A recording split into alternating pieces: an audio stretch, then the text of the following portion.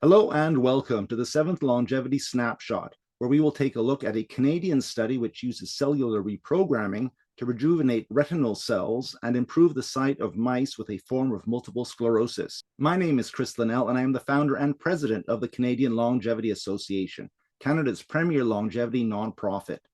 If you'd like to find out more about what we do and how you can support us, then please check out the links below this video, where you can also find a link to the study being reviewed here. In addition, if you enjoy this video, then please give us a like and subscribe to our channel. Multiple sclerosis is an autoimmune disease whereby our immune system attacks the central nervous system, causing issues with motor control and vision. Although not technically an aging disease, since it starts when people are in their 20s or 30s, the cells affected show some of the hallmarks of aging and senescence. So it would be interesting to see if some of the techniques used against aging could also target this disease. In this study from the lab of Alison Fournier of McGill University, they used a mouse model of multiple sclerosis called experimental autoimmune encephalomyelitis to see if retinal ganglion cells, which are the neuronal cells which transmit the visual information from the eye to the brain, show some of the hallmarks of aging and senescence, and if they were rejuvenated via cellular reprogramming,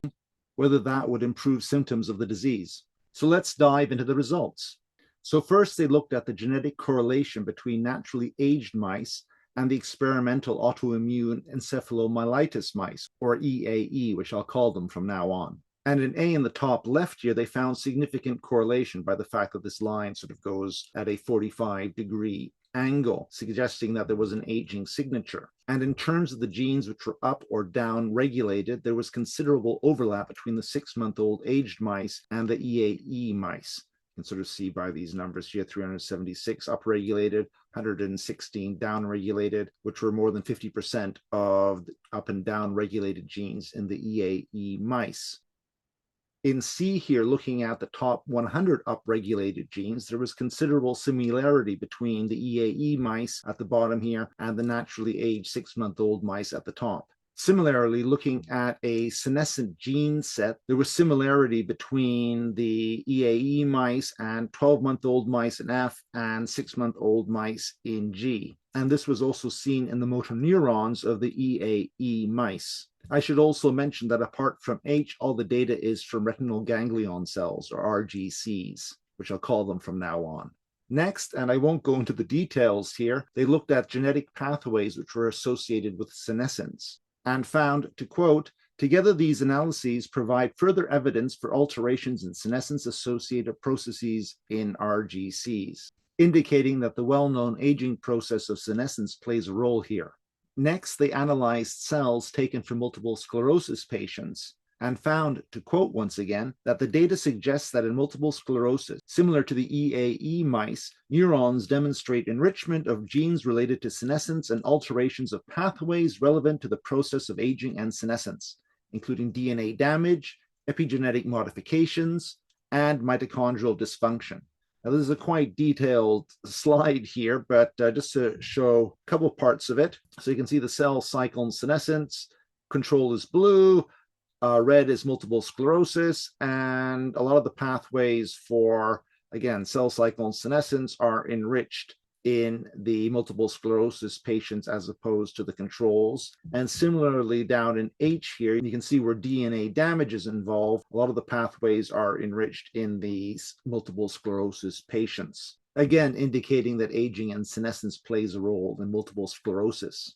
Next, going back to mice and their retinal ganglion cells, they found higher levels of a marker for double strand breaks, which is when both strands of our DNA are cut in half, and an obvious marker of damage, were much higher in the EAE mice compared to the controls, as you can see by these red bars here compared to the, well, no blue bar here and the small blue bar in F here. So onset and peak refers to the fact that multiple sclerosis often comes in waves. It is not sort of a continuous process normally. And onset is the beginning of such an attack, and the peak is obviously when it is at its worst. The difference between C and F is simply the resolution of the microscope used. So F had a greater resolution, so it saw more detail, so even picked up small lesions in multiple sclerosis. On the left are all the images from the microscope. In the second from bottom row, it shows a marker of gene transcription repression, So gene transcription is when an RNA copy of the genetic information in our DNA is made, and that then is sent to the ribosome, so proteins are formed. And if that is repressed, then obviously the cell can't sort of produce proteins as efficiently. And here there was greater repression in the EAE mice compared to the controls, as you can see by the red bars compared to the blue. And finally, at the bottom here, they looked at the nuclear envelope, which is obviously the envelope surrounding the nucleus of cells, which is where most of our DNA is kept. And that can become abnormal or misshapen with age. Once again, the EAE mice showed greater abnormality compared to the control mice. Again, red bars compared to the blue.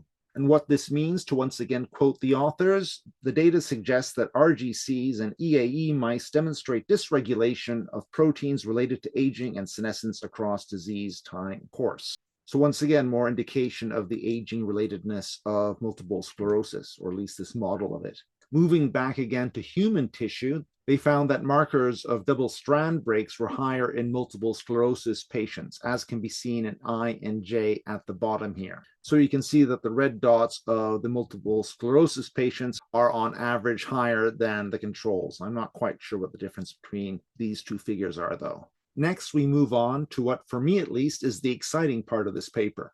This is where the authors use cellular reprogramming to rejuvenate the retinal ganglion cells of EAE mice. And we'll look at this slide in more detail, starting with the study design in A in the top left. So 3 days before multiple sclerosis was induced in the mice, they were injected with 3 of the 4 Yamanaka factors, O, S, and K, using a viral vector, or AAV, which stands for adeno-associated virus. The injection was into the eye of the mice. There were also control mice, which were also given the viral vector, but without OSK. The motor skills of the mice were then monitored from day 7 post-injection until day 18, at which point the mice were sacrificed and the tissue was collected. Their visual sensitivity was also tested, I guess maybe these gray bars here. Looking at their motor scores, there was no significant difference between the OSK mice in blue and the control mice in black. Higher indicates worse. So this was to be expected, as the OSK was only injected into the eye and not into the motor neurons.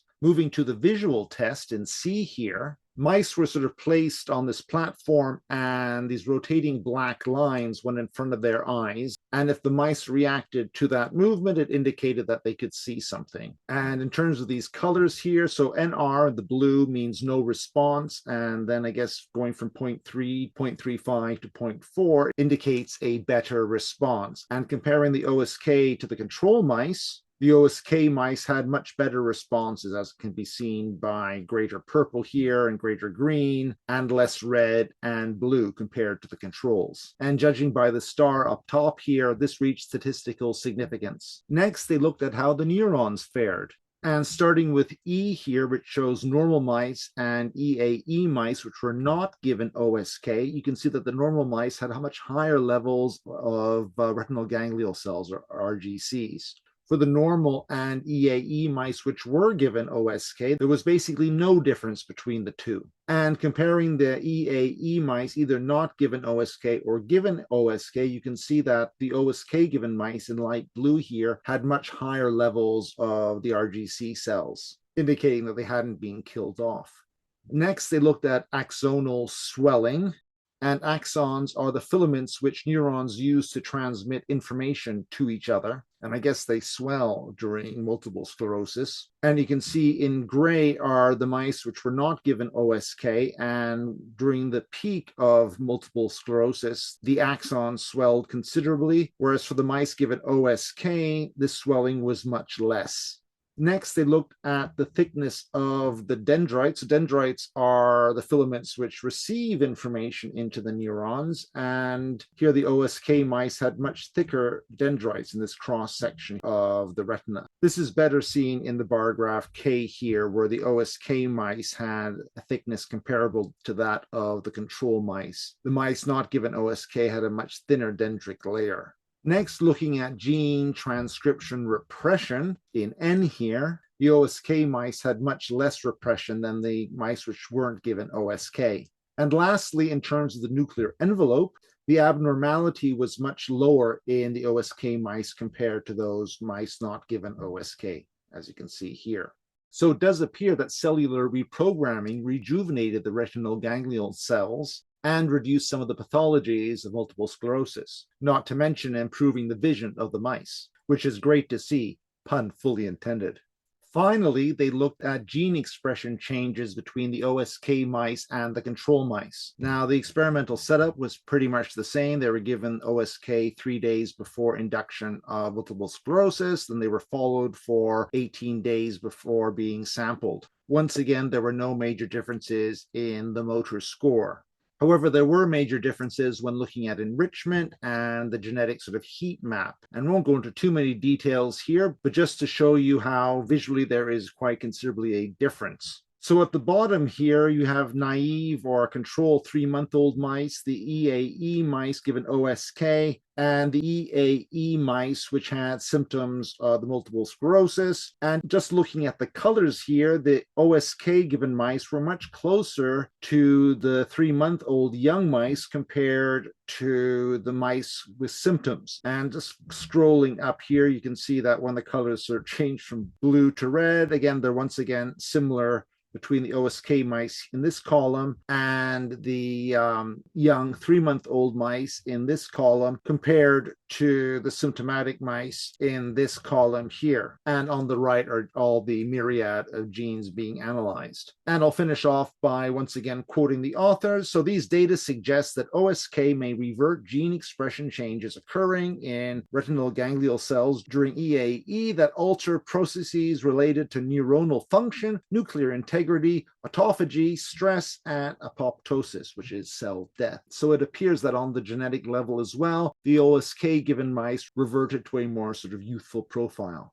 Finishing off with the graphical abstract, which basically just shows that OSK reduced neuroinflammation, increased the number of retinal ganglion cells, I guess these green dots compared to the fewer green dots down here, and also the fact that the mice, I guess, could see finer lines when these lines went across their faces after treatment compared to before. All in all, this was a very impressive paper, and I'm really excited to see this type of research taking place in Canada. This is the first time that I've come across a cellular reprogramming paper coming from our country. So if you know of any others, please let me know in the comments below this video. Although multiple sclerosis is not traditionally considered an aging disease, it's great to see the power of rejuvenation can also impact it. And hopefully we will soon see many more studies using cellular reprogramming, as it is one of the hottest fields in longevity research, and could have the potential to treat a myriad of other age-related diseases, and also hopefully extend our own longevity. And that marks the end of another longevity snapshot. If you enjoyed this video, please give it a like and subscribe to our channel. So until next time, goodbye.